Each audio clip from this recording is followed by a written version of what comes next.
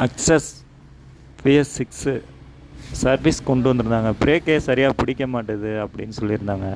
பிரேக்ஸும் ஓயாமல் மாற்றிக்கிட்டே இருக்காங்க. இவ்வளோ நாள் கம்பெனியில் தான் சர்வீஸ் பண்ணாங்க அப்படின்னாங்க. கழட்டி செக் பண்ணி பார்த்தோம்னா அந்த அலாய் வீலே போயிருந்துச்சு.